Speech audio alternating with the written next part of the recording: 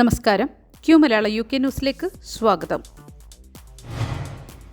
ഇംഗ്ലണ്ടിൽ ഹൈസ്ട്രീറ്റ് ഫാർമസികൾ ആശങ്കപ്പെടുത്തുന്ന നിരക്കിൽ അടച്ചുപൂട്ടുന്നതായി കണക്കുകൾ.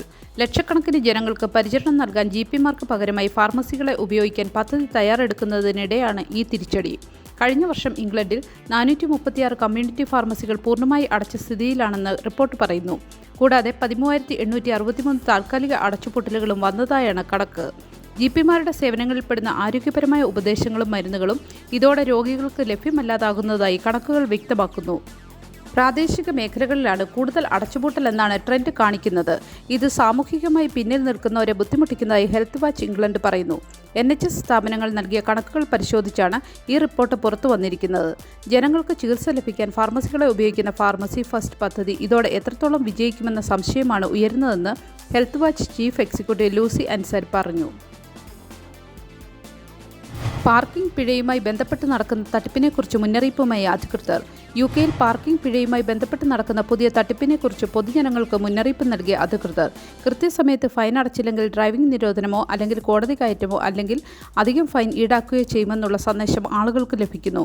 ലിങ്കിൽ ക്ലിക്ക് ചെയ്യാനും വാഹനത്തിന്റെ രജിസ്ട്രേഷൻ എൻ്റർ ചെയ്തതിനു ശേഷം പിഴ അടയ്ക്കാനോ ആവശ്യപ്പെടും. ഡ്രൈവർ ആൻഡ് വെഹിക്കിൾ സ്റ്റാൻഡേർഡ് ഏജൻസിയുടെ പേരിലാണ് സന്ദേശങ്ങൾ വരുന്നത്. എന്നാൽ DVS പറയുന്നത് പാർക്കിംഗ് ഫൈനുമായി ബന്ധപ്പെട്ട നോട്ടീസുകൾ അയക്കാറില്ലെന്ന് മാത്രമല്ല അതുമായി ഒരു ബന്ധവുമില്ല എന്നാണ്.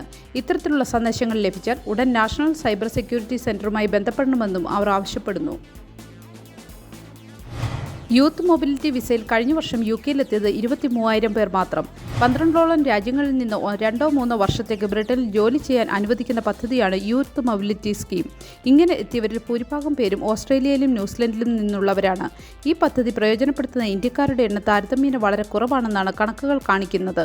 2023-ൽ ഈ പദ്ധതി പ്രകാരം 2,106 പേരാണ് ഇന്ത്യയിൽ നിന്ന് UK-യിലെത്തിയത്.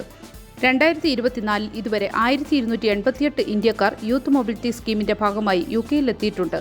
എന്നാൽ സ്റ്റുഡൻസ് വിസയിൽ UK-യിലെത്തുന്ന വിദ്യാർത്ഥികൾ ഇന്ത്യയിൽ നിന്നുള്ളവരുടെ എണ്ണം താരതമ്യേന മറ്റ് രാജ്യങ്ങളെ അപേക്ഷിച്ച് കൂടുതലാണ്. എന്നാൽ ബ്രിട്ടന്റെ പരിഷ്കരിച്ച കുടിയേറ്റ നിയമങ്ങൾ പ്രകാരം സാധാരണ വിദേശ വിദ്യാർത്ഥികൾക്ക് അനുവദിച്ച വിസ അനുവദിക്കാത്തതുമൂലം ബ്രിട്ടനിലെ സർവകലാശാലകളിലേക്ക് വരുന്ന മലയാളികൾ ഉൾപ്പെടെയുള്ള വിദേശ വിദ്യാർത്ഥികളുടെ എണ്ണത്തിൽ കുറവ് വന്നിട്ടുണ്ടെന്നാണ് കണക്കുകൾ കാണിക്കുന്നത്. പുതിയ labour government youth mobility scheme കുടിയേറ്റമായി കണക്കാക്കുന്നതിനുള്ള വിമർശനം ശക്തമാണ്. 18-നും 30-നും ഇടയിൽ പ്രായമുള്ളവർക്കാണ് ഈ സ്കീമിൽ രാജ്യത്തേക്ക് വരാൻ സാധിക്കുക. വിന്റർ ഫ്യൂവൽ പേയ്മെന്റ് റദ്ദാക്കിയ നടപടിക്കെതിരെ വോട്ട് ചെയ്ത് ലേബർ കോൺഫറൻസ്.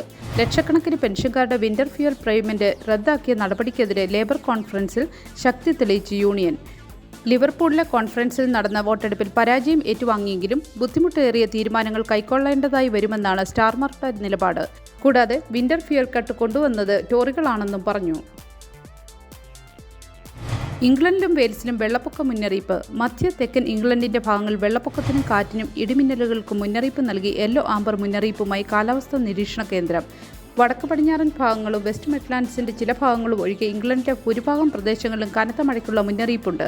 വാരാന്ത്യത്തിലും തിങ്കളാഴ്ചയിലും ഉണ്ടായ കനത്ത മഴയിൽ വീടുകളും വ്യാപാര സ്ഥാപനങ്ങളും വെള്ളത്തിലായി. ട്രെയിൻ സർവീസുകൾ റദ്ദാക്കുകയും ചെയ്തിരുന്നു. നോർത്തേൺ അയർലൻഡിൽ ബുധനാഴ്ച വൈകുന്നേരം മുതൽ വ്യാഴാഴ്ച ഉച്ചവരെ മഴയ്ക്ക് സാധ്യതയുണ്ടെന്ന് വ്യക്തമാക്കി കാലാവസ്ഥാ നിരീക്ഷണ കേന്ദ്രം യെല്ലോ അലർട്ട് പുറപ്പെടുവിച്ചിട്ടുണ്ട്. ശനിയാഴ്ചയോടെ ലണ്ടനിലെ താപനില 14 ഡിഗ്രി സെൽഷ്യസിലേക്ക് താഴുമെന്നാണ് കരുതുന്നത്. UK ബാങ്കുകൾ പുതിയ നിയമങ്ങൾ പ്രകാരം 5 ദിവസത്തിനുള്ളിൽ തട്ടിപ്പിന് ഇരയായവർക്ക് റീഫണ്ട് ചെയ്യണം. ഓൺലൈൻ ടെലിഫോൺ തട്ടിപ്പുകൾക്ക് ഇരയായി അക്കൗണ്ടിൽ നിന്നും 85,000 പൗണ്ട് വരെ നഷ്ടമാകുന്നവർക്ക് 5 ദിവസത്തിനുള്ളിൽ പണം തിരികെ നൽകണമെന്ന് പേയ്മെന്റ് സിസ്റ്റം റെഗുലേറ്ററുടെ പുതിയ നിർദ്ദേശം. ബാങ്കുകൾക്കും മറ്റ് പേയ്മെന്റ് കമ്പനികൾക്കും പുതിയ നിയമം ബാധകമായിരിക്കും. ഒക്ടോബർ 7 മുതലാണ് ഇത്തരത്തിൽ ബാങ്കുകളും ധനകാര്യ സ്ഥാപനങ്ങളും തട്ടിപ്പിന് ഇരയാകുന്നവർക്ക് പണം തിരികെ നൽകാൻ നിർബന്ധിതരാകുക. ഇപ്പോൾ തന്നെ മിക്കവാറും എല്ലാ ബാങ്കുകളും പേയ്മെന്റ് സ്ഥാപനങ്ങളും ഇത്തരത്തിൽ തട്ടിപ്പിന് ഇരയാകുന്നവർക്ക് പണം തിരികെ നൽകാറുണ്ടെങ്കിലും ഇത് നിയമപരമായ ബാധ്യതയല്ലായിരുന്നു. എന്നാൽ പുതിയ നിയമത്തോടെ പണം തിരികെ നൽകേണ്ടത് ധനകാര്യ സ്ഥാപനങ്ങളുടെ നിയമപരമായ ഉത്തരവാദിത്വമാകും. ആദ്യഘട്ടത്തിൽ 4,15,000 പൗണ്ട് വരെയുള്ള തട്ടിപ്പുകളിൽ മുഴുവൻ പണവും തിരികെ നൽകാൻ വ്യവസ്ഥയുണ്ടായിരുന്നുവെങ്കിലും നിരവധി കൂടിയാലോചനകൾക്കും വിശകലനങ്ങൾക്കും ശേഷം ഈ തുക 85,000 പൗണ്ടായി റെഗുലേറ്റർ നിജപ്പെടുത്തുകയായിരുന്നു. മിക്ക തട്ടിപ്പ് കേസുകളിലും 85,000 പൗണ്ടിൽ താഴെയാണെന്ന കണ്ടെത്തലാണ് ഇത്തരം ഒരു തുക നിശ്ചയിക്കാൻ കാരണം. റെഗുലേറ്ററുടെ പുതിയ നിർദ്ദേശം പാലിക്കാൻ ഏതെങ്കിലും ധനകാര്യ സ്ഥാപനങ്ങൾ വിമുഖത കാട്ടിയാൽ റെഗുലേറ്റർ നേരിട്ടോ ഫിനാൻഷ്യൽ ഓംബുഡ്സ്മാനോ പരാതി നൽകാം. ഒരു നല്ല ദിവസം ആശംസിച്ചുകൊണ്ട് ഈ വാർത്താ ബുള്ളറ്റിൻ പൂർണ്ണമാകുന്നു. ചാനൽ ലൈക്കും സബ്സ്ക്രൈബും ചെയ്ത് പ്രോത്സാഹിപ്പിക്കണം.